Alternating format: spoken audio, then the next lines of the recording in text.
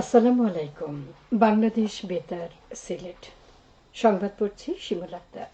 মৎস্য প্রাণী সম্পদ মন্ত্রণালয়ের উপদেষ্টা ফরিদা আক্তার বলেছেন, বিগত সরকারের আমলে বিভিন্ন উন্নয়ন প্রকল্পে ব্যাপক দুর্নীতি হয়েছে।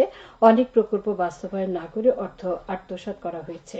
প্রকল্প অনুমোদনের ক্ষেত্রে ছিল রাজনৈতিক প্রভাব। এসব দুর্নীতি তদন্ত করে সুষ্ঠু বিচার নিশ্চিত করা হবে। মৎস্য প্রাণী সম্পদ মন্ত্রণালয়ে কোনো ধরনের দুর্নীতি বা অব্যবস্থাপনা করতে দেওয়া হবে না। তিনি আজ দুপুরে সিলেটের টিলাগড়ে institute of livestock science and টেকনোলজির উদ্বোধনী শেষে এসব কথা বলেন। উপদেষ্টা আরও বলেন, সিলেটে প্রতি বছর বন্যার কারণে মানুষের পাশাপাশি পশু পাখিও ব্যাপক ক্ষতির শিকার হয়। এই পরিস্থিতি মোকাবেলায় সরকার বন্যা আক্রান্ত এলাকাগুলিতে বিশেষ শেল্টার হোম তৈরির পরিকল্পনা নিয়েছে। এছাড়া প্রাণীদের জন্য সব ধরনের খাদ্য সরবরাহ নিশ্চিত করার উদ্যোগ নেওয়া হয়েছে। এ ধরনের পদক্ষেপে বন্যা মোকাবেলা সহ প্রাণী সম্পদ রক্ষা সহজ হবে। এ সময় তার সাথে প্রশাসনের ঊর্ধ্বতন কর্মকর্তাগণ উপস্থিত ছিলেন। সচিবালয়ে প্রবেশে সাংবাদিকদের এক্রিডিটেশন কার্ড বাতিলের বিষয়টি শিগগিরই পর্যালোচনা করা হবে বলে জানিয়েছে সরকার। আজ প্রধান উপদেষ্টার প্রেস উইং জানায়, সচিবালয়ে ভয়াবহ অগ্নিকাণ্ডের ঘটনার প্রেক্ষিতে প্রশাসনের প্রাণকেন্দ্র সচিবালয়ের নিরাপত্তা বিবেচনায় অন্যান্য সকল বেসরকারি পাশাপাশি বর্তমান এক্রিডিটেশন কার্ড নিয়ে সাংবাদিকদের প্রবেশও সীমিত করা হয়েছে।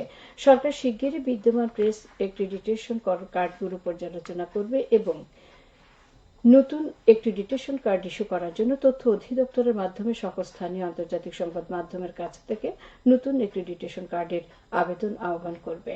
নতুন কার্ড ইস্যু হওয়ার পূর্ব পর্যন্ত যে কোনো ইভেন্টের জন্য সাংবাদিকরা সংশ্লিষ্ট মন্ত্রণালয় থেকে নির্মিত অস্থায়ী অ্যাক্সেস কার্ড পাবেন। হিজড়া জনগোষ্ঠী ও হরিজন সম্প্রদায় পরিবারের মধ্যে কম্বল ও শীত বস্ত্র বিতরণ করা হয়েছে। আজ মৌলভীবাজারে Kashinath Alauddin school and college মাঠে প্রধান অতিথি হিসেবে উপস্থিত থেকে এসব সামগ্রী বিতরণ করেন সাবেক সংসদ সদস্য এম নাসের রহমান। এ সময় উপজেলার 12টি ইউনিয়নে একটি পৌরসভার তালিকাভুক্ত 755 হিজড়া জনগোষ্ঠী হরিজন সম্প্রদায়ের মধ্যে একটি করে কম্বল ও 188 জন শিশুর মধ্যে শীত বস্ত্র বিতরণ করা হয়। উন্নয়ন সহযোগী সংস্থা ব্রাক এই উদ্যোগ নেয়। আধুনিক ও বৈজ্ঞানিক পদ্ধতিতে স্বাস্থ্যসম্মত শুটকি মাছ উৎপাদন, সংরক্ষণ, বাজারজাতকরণ বিষয়ে দিনব্যাপী মৎস্যজীবী প্রশিক্ষণ কর্মশালা অনুষ্ঠিত হয়েছে মৌলভীবাজারের কুলাউড়া উপজেলায়।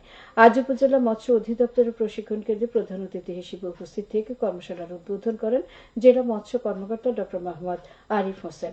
এতে উপজেলার 13টি ইউনিয়নে একটি পৌরসভার 66 জন মৎস্যজীবী অংশ নেন। মৎস্য অধিদপ্তর এর আয়োজন করে। সিলেটের বিয়ানীবাজার উপজেলার লাউতা ইউনিয়নের কালীবাড়ি রাস্তার পাকাকরণ কাজ শেষ হয়েছে। এতে ব্যয় হয়েছে প্রায় 1 কোটি টাকা। স্থানীয় সরকার প্রকৌশল অধিদপ্তর নির্মাণ কাজ বাস্তবায়ন করেছে। সিলেট ও সুনামগঞ্জের বিভিন্ন সীমান্তে শুল্ক ফাঁকি দিয়ে চোরাই পথে আনা বিপুল পরিমাণ ভারতীয় পণ্য সামগ্রী জব্দ করেছে border guard Bangladesh. BGB 48 battalion Sylhet জেলার সীমান্তবর্তী বিছনাকান্দি, তামাবির, শ্রীপুর, প্রতাপপুর, পান্থমাই এবং কালাসাদিক বিওপির জওয়ানরা পৃথক অভিযান চালিয়ে ভারত থেকে চোরাই পথে আসা বিপুল পরিমাণ চিনি, কমলা, সুপারি, মহিষ, বিভিন্ন ধরনের বস্ত্র, বিভিন্ন প্রসাধনী এবং বাংলাদেশ থেকে পাচারকালে বিপুল পরিমাণ রসুন, শিং মাছ ও চোরাচালানি মালামাল পরিবহনে ব্যবহৃত ট্রাক্টর ও পিকআপ জব্দ করে। জব্দ মালামালের মূল্য প্রায় 1,13 লাখ টাকা। মুগ্ধতা ছড়াচ্ছে সিলেটের জৈন্তাপুর উপজেলার লাল শাপলা রাজ্য ডিবির হাওর। বাংলাদেশ ভারতের সীমান্তবর্তী মেঘালয় পাহাড়ের পাদদেশে অবস্থিত স্থানটি পর্যটকদের কাছে আকর্ষণীয় স্থানে পরিণত হয়েছে। প্রতিদিন কুয়াশা ঢাকা ভোরে ছুটে আসছেন পর্যটকরা। সীমান্তবর্তী মেঘালয়ের সবুজ পাহাড়ের পাদদেশে ডিবি বিল, ইয়াম বিল, হরফকাটা বিল, কেঞ্জি বিল সহ 900 একর জায়গায় এই লাল শাপলার রাজ্য পর্যটকদের জন্য গঠন করা হয়েছে সুরক্ষা কমিটি। এবারে শুনুন কৃষি সংবাদ। চলতি মৌসুমে সুনামগঞ্জ আমন ধানের বাম্পার ফলন হয়েছে। ভালো ফলনে কৃষকরা খুব খুশি। আমন ধানের ভালো ফলন হওয়ায় বোরো ধান চাষে আগ্রহ বেড়েছে কৃষকদের। কৃষি সম্প্রসারণ অধিদপ্তর জানায়, জেলায় 4 লাখ কৃষক পরিবার রয়েছে। এর মধ্যে প্রায় 2 লাখ কৃষক আমন ধান চাষাবাদ করেন। চলতি মৌসুমে সুনামগঞ্জ জেলায় 83,380 হেক্টর জমিতে আমন ধান চাষ করা হয়েছে। এতে 3,30,000 মেট্রিক টন ধান উৎপাদন হয়েছে। আবহাওয়া ভালো থাকায় কৃষকরা নিরাপদে ধান কাটা, মাড়াই, ঝাড়াই, ধান শুকিয়ে গোলায় তুলছেন।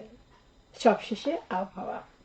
রাত 1টা পর্যন্ত পূর্বাভাসে বলা হয়েছে সিলেট সহ পার্শ্ববর্তী এলাকার জন্য কোনো সতর্কবাণী নেই এবং কোনো সংকেতও দেখাতে হবে না। আজ সিলেটের সর্বোচ্চ তাপমাত্রা ছিল 28 ডিগ্রি এবং সর্বনিম্ন 14.6 ডিগ্রি সেলসিয়াস। বাতাসে আর্দ্রতা ছিল সকালে 70 এবং সন্ধ্যায় 76%। আগামীকাল সিলেটে সূর্যোদয় হবে ভোর 6:36 এবং সূর্য অস্ত যাবে সন্ধ্যে 5:12। সংবাদ শেষ হলে আমাদের পরবর্তী স্থানীয় সংবাদ প্রচারিত হবে আগামীকাল সকাল 8:10। আল্লাহ হাফিজ।